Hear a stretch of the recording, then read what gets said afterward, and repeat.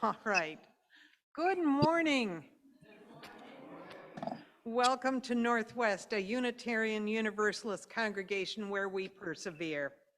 I am Diana Kohler, your worship associate for this morning. My pronouns are she and her. We welcome back to our pulpit the Reverend Peter Gabel, a Presbyterian minister and member of this congregation. Adarsha Antares and Bojana Lemparska will be leading the music this morning, and Linda Gobeski will be providing stories from her time in the military. If you are a visitor and are online and would like Northwest to stay in touch with you, please fill out the visitor form you see in the chat box, please. So, greet your neighbors with a wave from wherever you are. And then before we begin the prelude, I think we all need a big, deep breath or two to settle into a time of worship.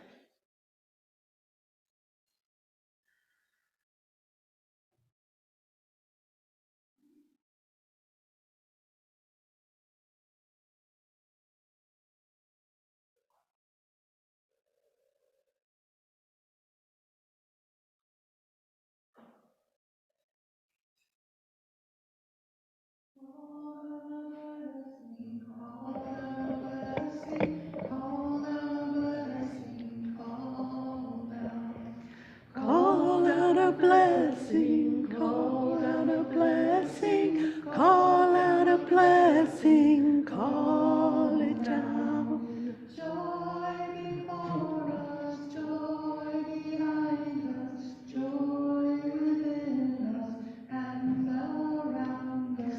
Call out a blessing, call out a blessing, call out a blessing, call it down. Health before us, health behind us, health within us and around us. Call out a blessing, call out a blessing, call out a blessing, call it down. Love before us, love behind us, love within us and around us.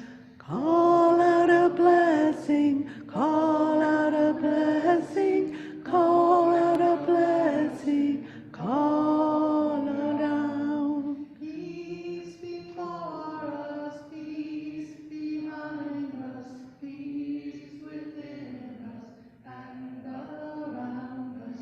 Call out a blessing, call out a blessing, call out a blessing, call down. Call out a blessing, call out a blessing, call out a blessing, call down.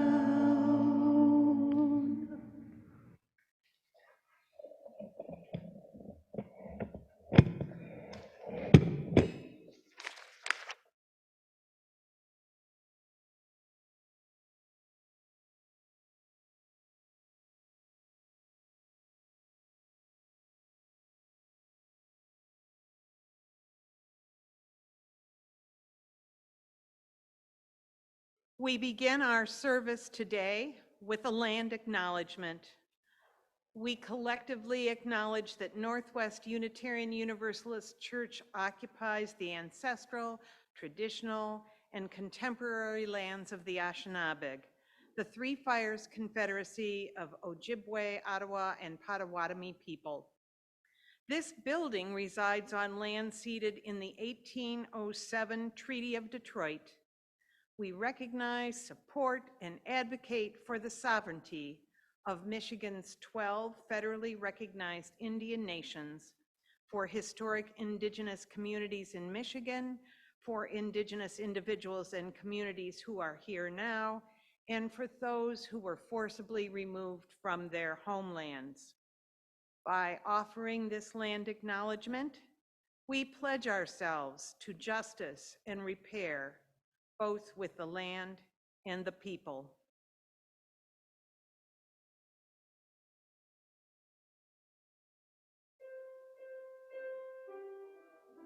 not quite yet. We light our chalice, the symbol of our faith, knowing this morning that many other Unitarian Universalist congregations across this land and around the world are doing the same. We begin with the words of Nicole McKay, a UU military chaplain.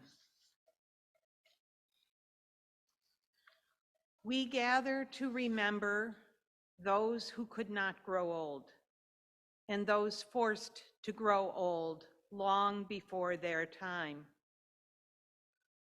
We gather to mourn and to grieve with one another all of our losses, the people, the stories, the loved ones, and the futures that could have been.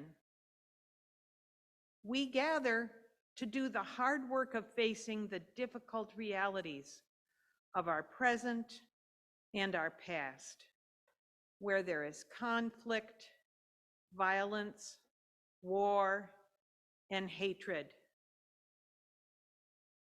We gather to hold space for silence as we try to make meaning of our history to help us work for peace and justice today. We gather to rekindle our source of hope for our future by recognizing in one another our shared humanity, as we join in a concerted commitment for a better tomorrow. We gather because we need community to do all of this holy work.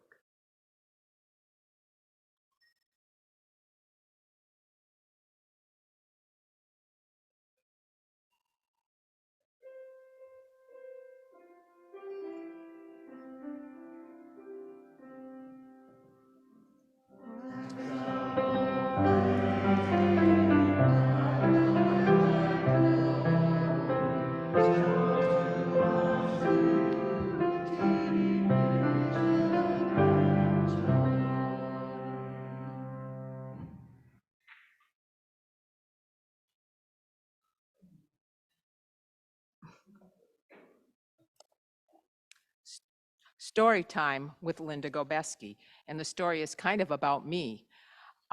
So it's about my experience as a nurse in the Air Force, and I served during relatively peaceful times. There was only 2 deployments, one to Bosnia and one to Saudi Arabia, but there were plenty of volunteers and I didn't have to go.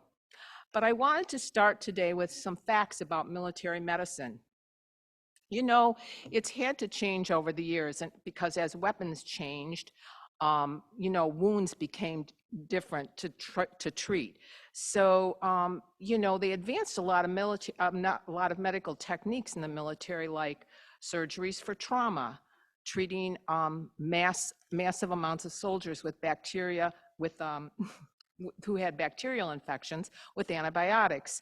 The use of ambulances, the use of anesthetics, and the use of anesthesia was also developed by the military.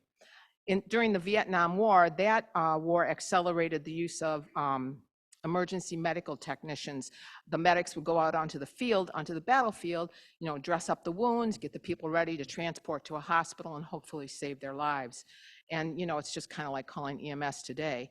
But it really wasn't just the doctors that made a difference in the patient care. And one of my inspirations to become a nurse was the story of Florence Nightingale. She was known as the lady with the lamp because of the service members she checked on during the night, during the Crimean War. She would go around with her lamp to make sure they were comfortable, they were breathing okay, and they weren't running a fever or whatever. And so that was inspirational to me. She was raised primarily in the Anglican Church, but her father was a UU, was raised Unitarian. And I think that a lot of her ideas about social justice came from his teachings. She was born in 1820, and she believed her calling was to reduce human suffering. As a teenager, she cared for a lot of sick people on her parents' large estate. And in the 1850s, they granted her permission to go to nurses training because she didn't want to get married, you know, she wanted to do this work. She was noted to be very exceptional at her job. She was smart. She knew how to read research. She knew statistics. And in 1854, the government of Great Britain asked her to gather a corps of nurses to treat the soldiers in the Crimean War. So when she and the 34 other nurses arrived at the hospital in Constantinople, they found that the men were dying because of the lack of sanitary conditions there. They were laying in waste. The hospital was sitting on a cesspool. The water was contaminated. There were rodents and bugs all over the place, and the men were just dying. But through the implementation of good nursing care, she reduced the death rate in the hospital there by 2/3. She implemented a lot of other patient care services like,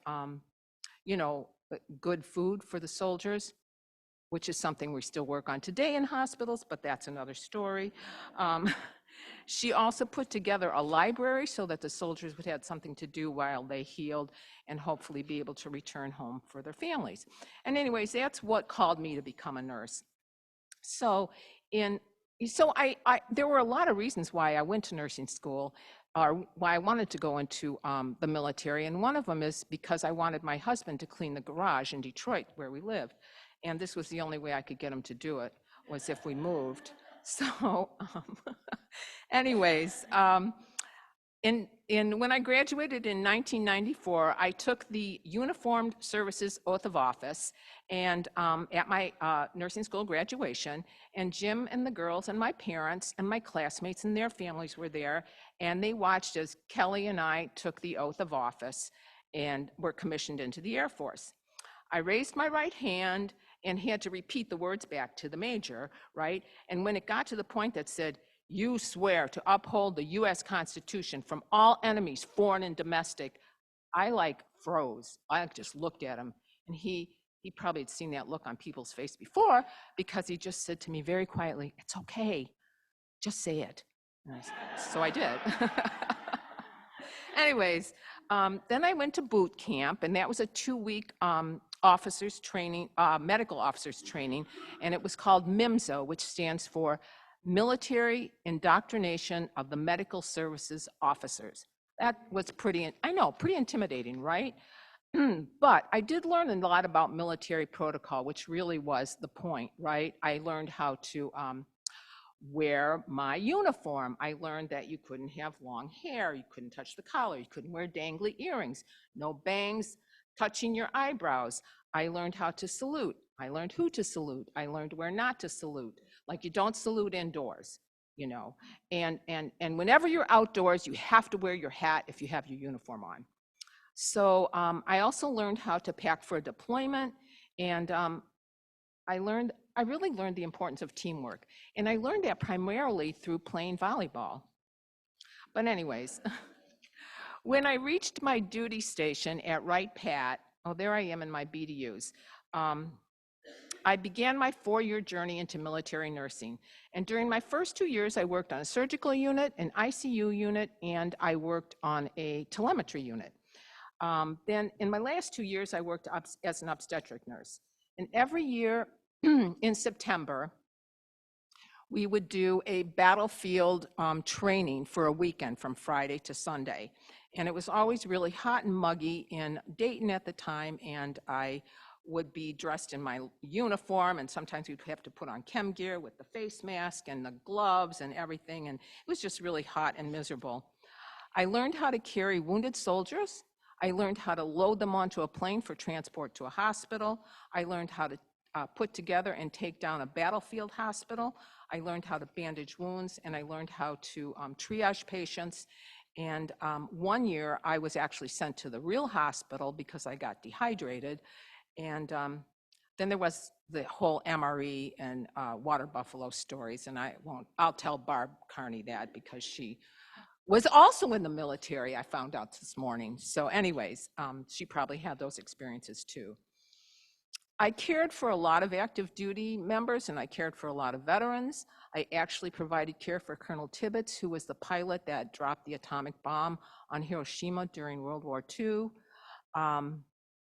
and I earned 1 ribbon. Oh, there it is there. There I am, getting my commendation. I was a good recruiter or something. I don't know. I had trouble remembering why I got it. I don't think I did a lot. I think they gave them to people, just for doing something nice. But anyways, when I went to Langley Air Force Base for my obstetric nursing, that was the headquarters of Air Combat Command. So it was really interesting. I left Jim and the kids back home in Dayton, and they came to my graduation. And we stayed on the Air Force Base in Billeting, and we were right outside the runway at Langley. And that next morning, the Thunderbirds, the Air Force Precision Flight Team, was practicing right outside our Billeting. So we just got to look out the window and watch them do their flybys and everything. So, there's a lot of stories I could tell, but this is the one I chose for today. And I'm really grateful that I had this experience. It was really good. The thought of war did and continues to disturb me, but I met a lot of really good people who were in the service. And we joined the UU Church in Dayton, and a lot of people from the base went to church there also. And so I just want to tell you that it was a good experience for me. And today I'm going to leave you with this quote from Major George Tiger. And his words are, I'm laughing because I could say George Tiger, but I think it's Tiger.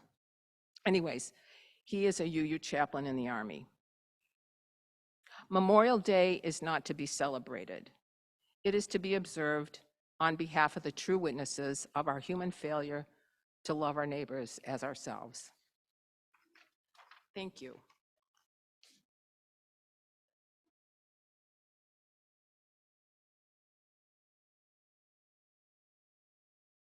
Hey, if you rise if you are willing and able.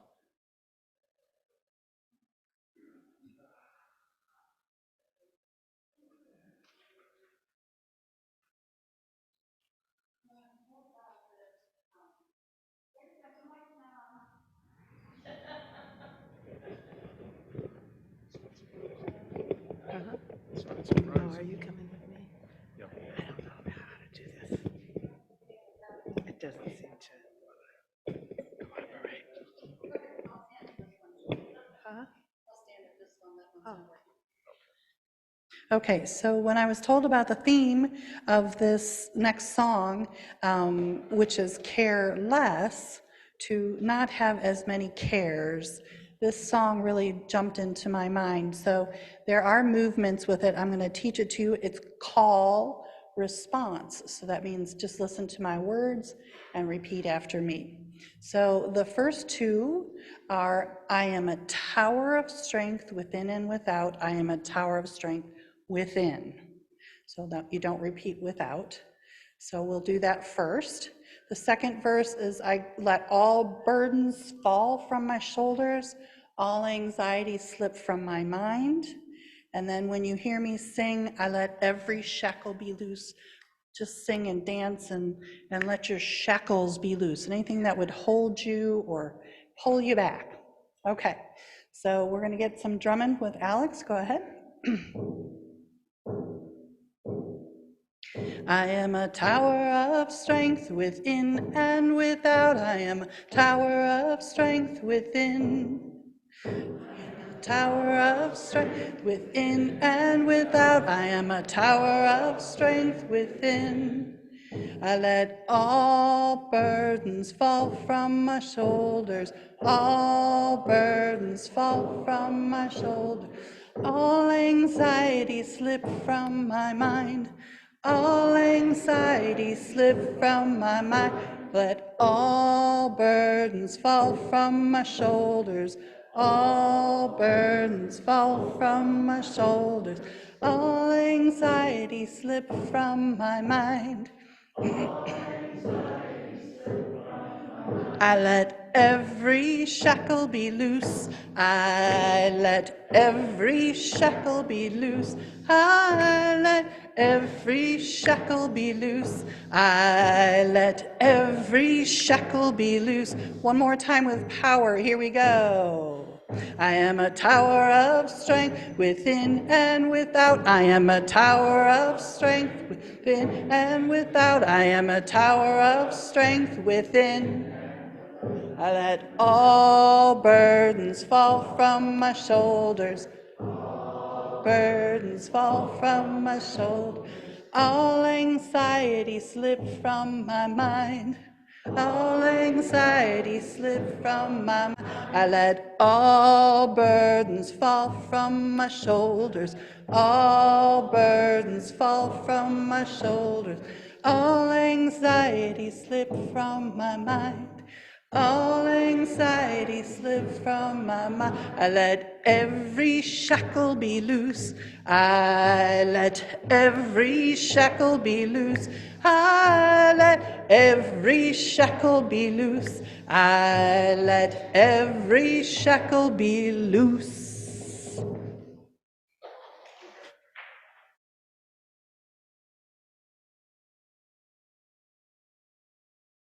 One purpose of a religious community is to encourage all who gather together to grow more generous in spirit and action.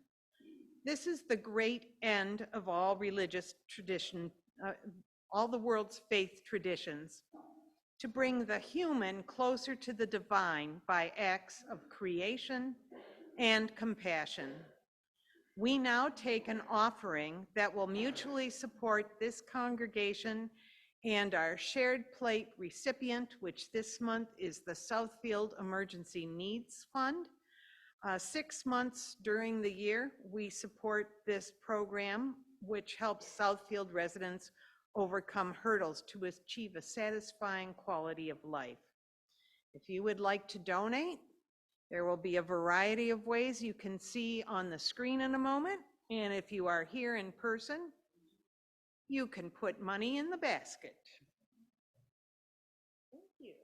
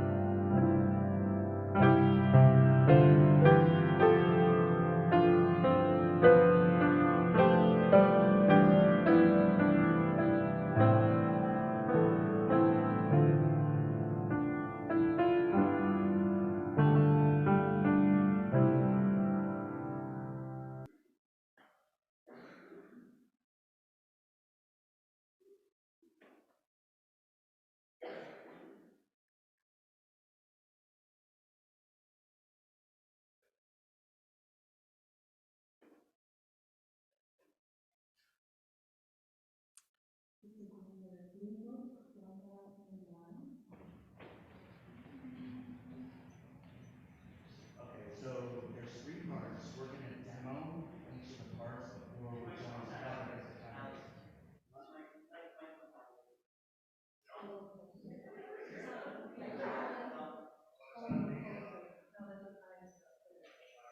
Okay, so there's 3 parts. We're going to demo each before we start as a congregation. Okay, so the bottom low part is real simple.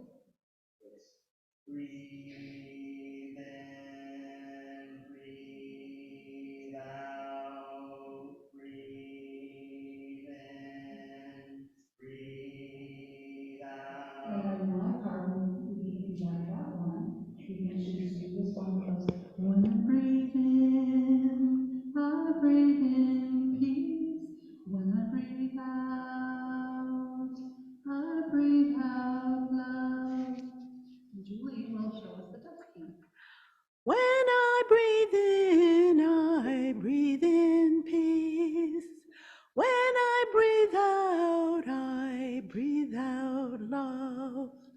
So we'll all sing that together, whichever part you feel comfortable with. Feel free to join in, and then Alex. I'll put my hand up when we're headed into the very last last round. Okay, we're just going to go with this and see how it goes. Hopefully everybody can really get into this. Okay, so whoever wants to join me, I'm going to start with the bottom part. Breathe in, breathe out, breathe in, breathe out. When I breathe in, I breathe in peace.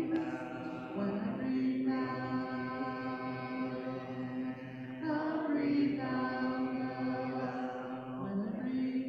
When I breathe in, I breathe in peace. When I breathe out, I'll breathe out love. When I breathe in, I'll breathe in peace. When I breathe out, I breathe out love. When I breathe in, I breathe in peace. When I breathe out, I'll breathe out love. When I breathe in, I'll breathe in peace. When I breathe out, I'll breathe out love.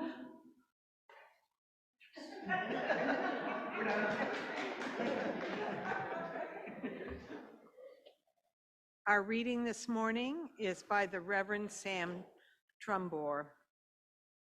Let us turn inward now. Feel the rhythm of the breath in and out, in and out.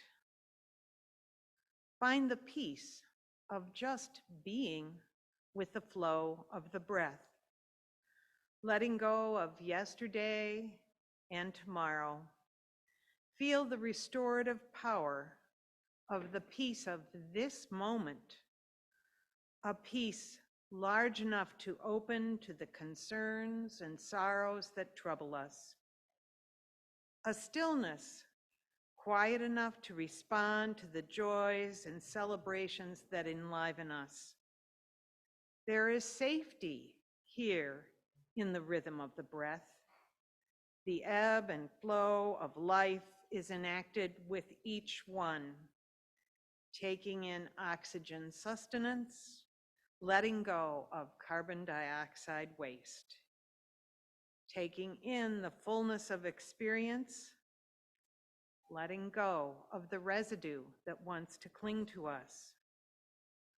Cultivate inner peace and inner safety in this sanctuary, dedicating to cultivating the spirit of life, dedicated to being a beacon of love for all things.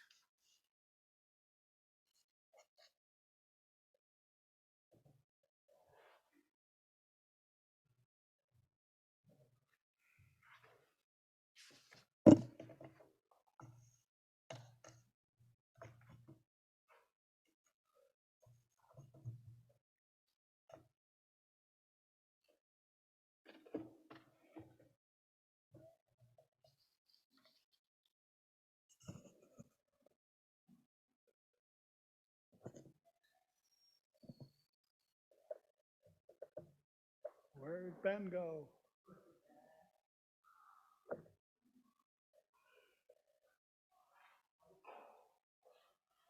I guess we're ready. There once was a 4-year-old boy who could be anxious about almost anything. You know the kid, the one with that look on his face. You see it in photographs next to his smiling siblings, the only one with a frown on his face. He always has a little spot of urine on his trousers. He doesn't know when that happened, or when he always ended up crying at his own birthday party. The anxious boy grew up to be an anxious man. Oh, he looked more confident. He'd completed graduate school and begun a career. A few years later, he started his own business, perhaps something an anxious man should avoid. The results were predictable. The most obvious symptom was waking up at 3 in the morning and not being able to return to sleep. He'd get up to use the bathroom, return to bed,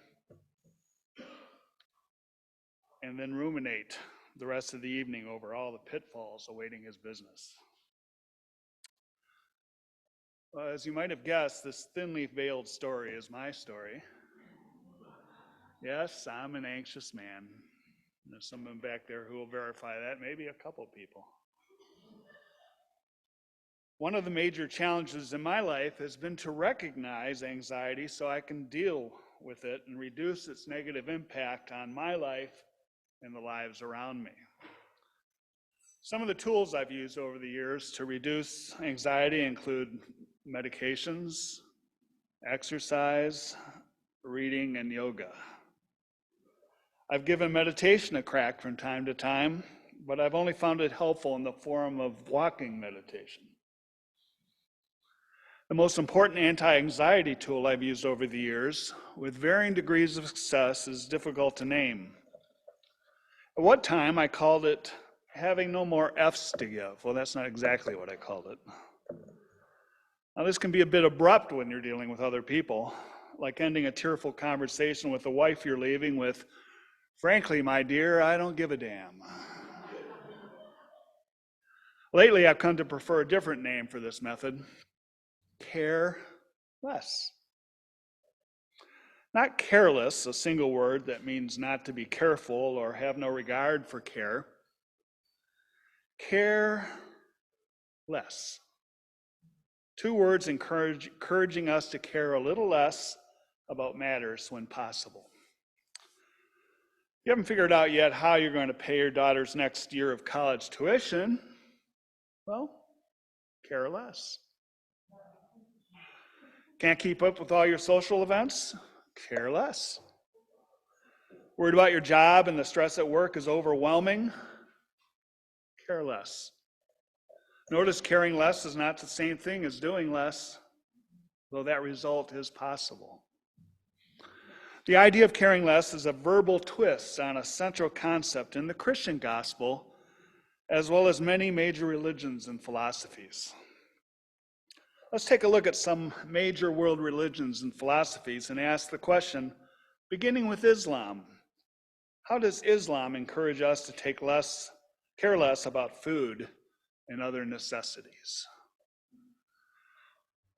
Well, the Quran teaches us that Allah is the provider of all things.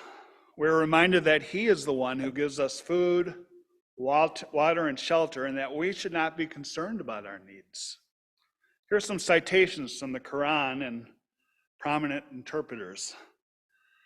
"And do not be afraid of the creation, but be afraid of me, if you are true believers." That's an interesting approach. Don't be afraid of anything in the world, be afraid of God. And your Lord is Allah. There is no deity except Him. He encompasses all things in knowledge. The Prophet Muhammad, peace be upon him, taught us to be content with what we have. He said, "The happiest of people is the one who is content with what Allah has given him." The one who is content with what Allah has given him is the richest of people. Islam teaches us that we should not waste food or other resources. The Quran states, "And do not waste. Indeed, the wasteful are the brothers of the devils, and Satan is ever ungrateful to his Lord." Islam encourages us to give charity to those in need. This helps us to focus on the needs of others instead of our own problems. In the Quran, we read, "Indeed, those who give charity and those who fight in the way of Allah, those who are the ones who seek the mercy of their Lord, and Allah is forgiving and merciful." Islam teaches us that the hereafter is more important than this life. I guess they're not the only ones that do that. We're reminded that we should not be so focused on the things of this world that we forget about our eternal destination. We read in the Quran, "And do not pursue that of which you have no knowledge. Indeed, the hearing, the sight, and the heart, about all those one will be questioned." Islam teaches us that we should be grateful for all we have. We're reminded that Allah has blessed us with many things and that we should be thankful for his favors. And whatever a favor you have, it is from Allah. And then when harm touches you, to him you cry for help. In conclusion, Islam encourages us to care less about food and other necessities by teaching us to trust in Allah. Be content with what we have. Avoid waste. Give to charity. Focus on the hereafter. And be grateful for all we have.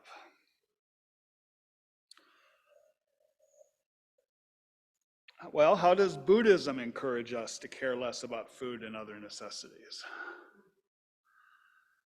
Buddhism encourages us to care less about food and other necessities by teaching us that it's the attachment to material things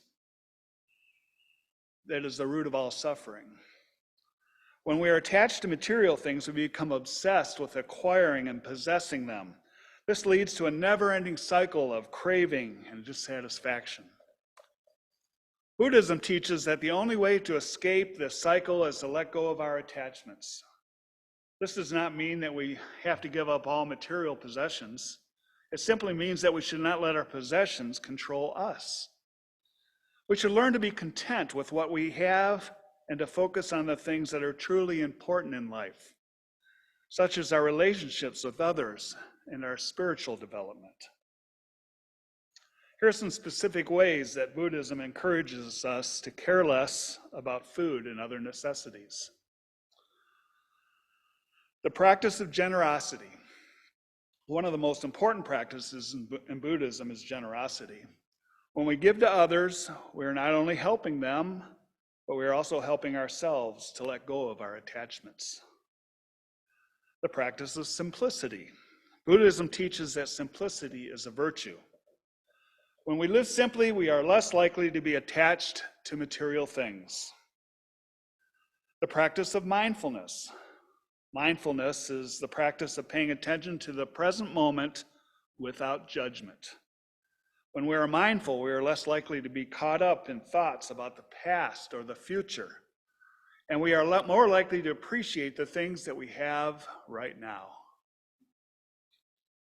By practicing generosity, simplicity, and mindfulness, we can learn to care less about food and other necessities. This will allow us to live a more peaceful and fulfilling life. How does Jesus encourage us to care less about food and other necessities?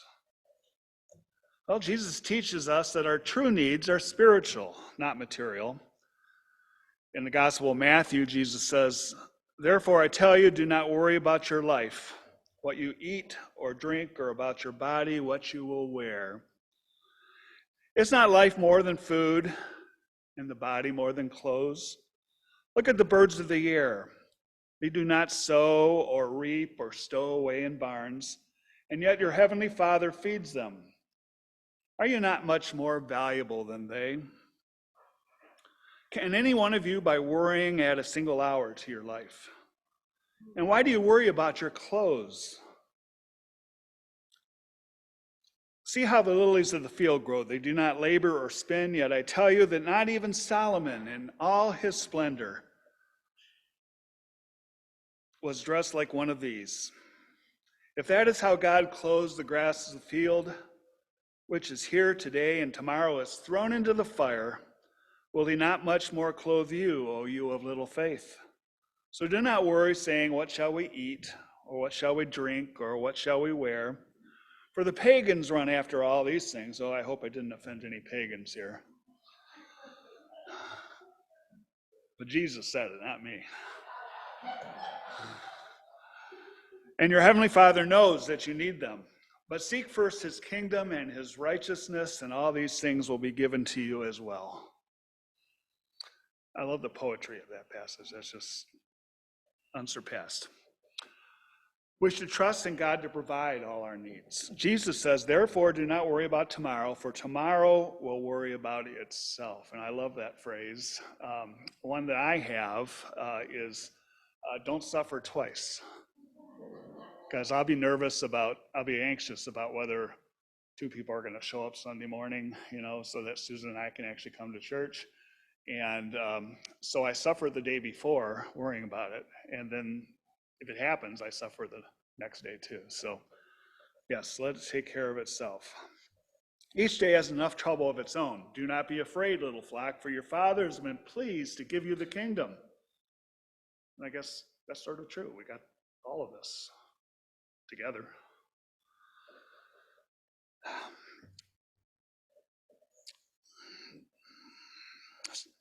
Provide purses for yourselves that will not wear out, a treasure in heaven that will never fail, where no thief comes near and no moth destroys. Jesus shows us that it's possible to live simply and contentedly. Jesus himself lived a simple life. He had no possessions and no home. He traveled from place to place, depending on the generosity of others for his food and shelter. He taught his followers that they could do the same.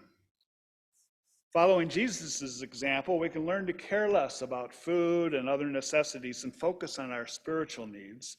When we do this, we find that we are more content and at peace. We are also better able to help others in need. It's like, putting on the oxygen mask in the plane before you help someone else do that. You can take care of yourself. All right, well, how does Judaism encourage us to care less about food and other necessities? Judaism encourages us to care less about food and other necessities in a number of ways. First of all, the concept of tzedakah. And I learned how to pronounce that word by remembering Neil Sedaka. If you're old enough, you'll remember that.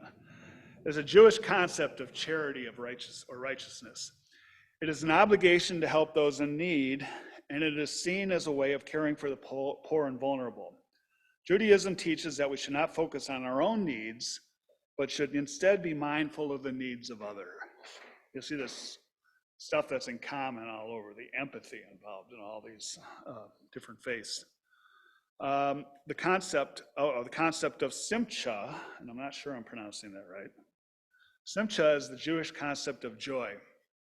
It is a state of happiness and contentment, and it is seen as a way of connecting with God. Judaism teaches that we should not focus on the material things in life, but should instead focus on the spiritual things that bring us joy. And the last concept I'll share is the concept of mitzvot. Mitzvot are the commandments of God. They are the things that we are commanded to do, and they are seen as a way of connecting with God and living a meaningful life. And it's not just those 10 things on the tablet. There's lots of them. Judaism teaches that we should not focus on our own desires, but should instead focus on fulfilling the mitzvot. And I like the singular form of mitzvah is mitzvah. And that means, colloquially, it means to do something nice for somebody else, to be a blessing to somebody else. And I really like that phrase. I like to see it adopted everywhere. Doing mitzvahs. These are just a few ways that Judaism encourages us to care about less about food and other necessities by focusing on the spiritual things. So now let's just move on briefly to philosophy. There are many ancient philosophies that teach us to care less about food and other necessities. I should add that I already covered Buddhism, which many people consider more of a philosophy than a religion. These include Stoicism. Stoicism is a philosophy that teaches us to accept the things we cannot change and to focus on what is within our control. This includes our thoughts, emotions, and actions. Stoics believe that we should not let our desires for material possessions or physical pleasures control us. Instead, we should focus on living a life of virtue and wisdom. And again, you'll notice similarities between that and Buddhism in some ways. Epicureanism, which this was a surprise to me. Epicureanism is a philosophy that teaches us that the greatest good is pleasure. However, Epicurus did not mean pleasure in the sense of indulgence or excess. He believed that the greatest pleasure comes from living a simple, moderate life free from pain and anxiety. Anxiety. You just have to eat well. Would help. Epicureans believe that we should focus on enjoying the simple things in life, such as food, good company, and intellectual pursuits. So please try a little experiment in the coming week. When you feel your neck muscles tightening up and you can't stop ruminating about what your coworker said to you when you're stuck in traffic on the way home and you have a committee meeting this evening, say to yourself, I could care less. Maybe you could. When the rude man cuts you off in your lane, I could care less. When you can't do everything, something has to go. Care less. Be aware of the people, the circumstances, and the intrusive thoughts that steal your joy. Try to care less. Pick a spiritual practice or a rational approach. Most religions and philosophies suggest we should care less. Now I understand we're going to sing another folk song that the choir is going to lead us in. Is that correct? Yes, please do sing with us. This is a perfect song called Care Less. Don't worry about a thing.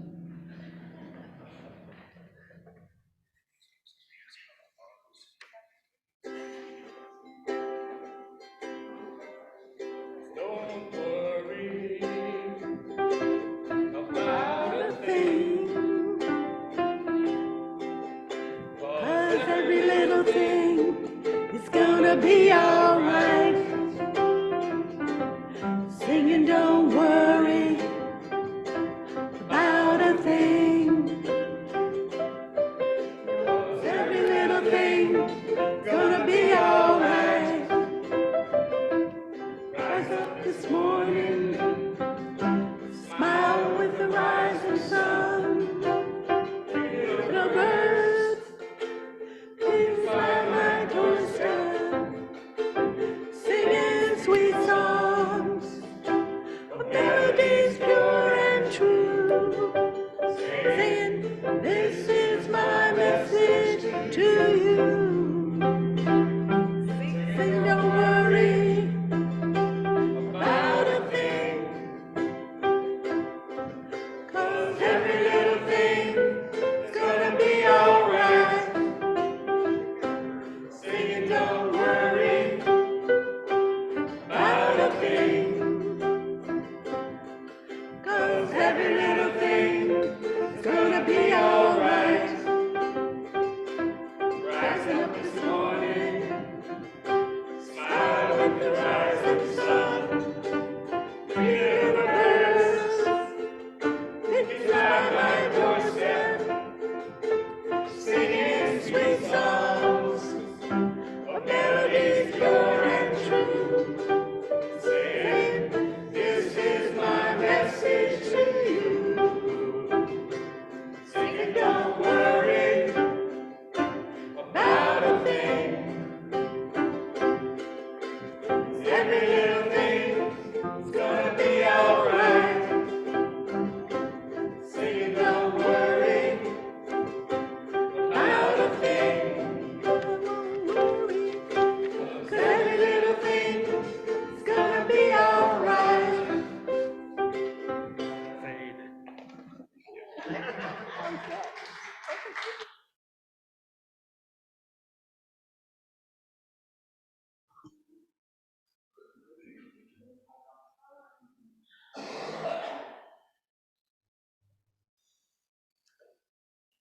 Our Chalice Extinguishing comes from the Reverend Beth Lefevre. We are whole, even in the broken places, even when it hurts. We are whole, even in the broken places, the places where fear impedes our full engagement with life, where self-doubt corrupts our self-love, where shame makes our faces hot and our souls cold.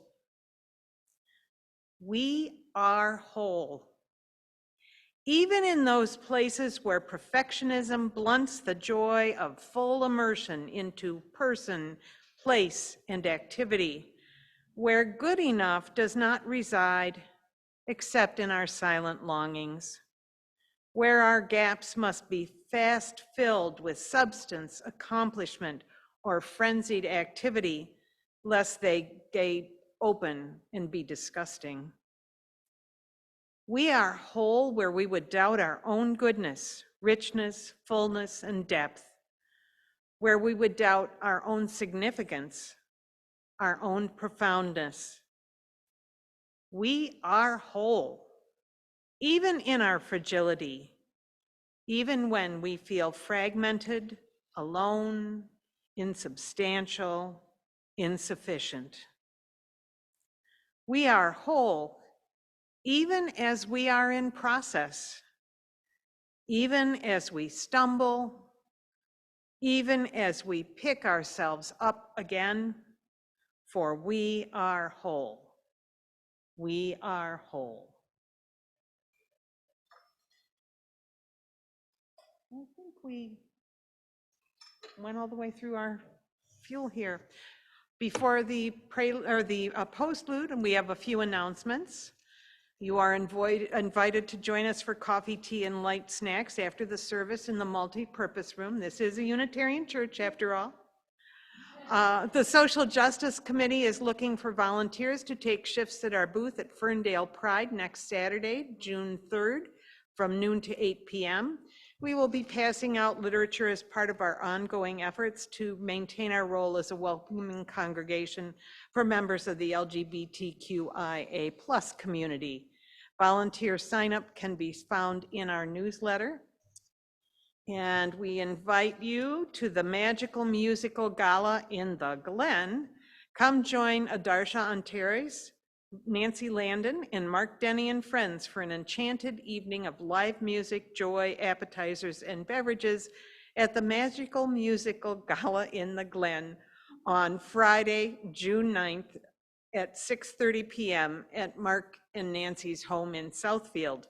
Bring your own lawn chair, join in the fun, enjoy the music, snacks, and beverages, and a beautiful setting. The cost is $20. You can make your payment at the door, and Mark will be in the multi-purpose room if you want to sign up for this event. Oh, Adarsha will be there. See her. And now our postlude.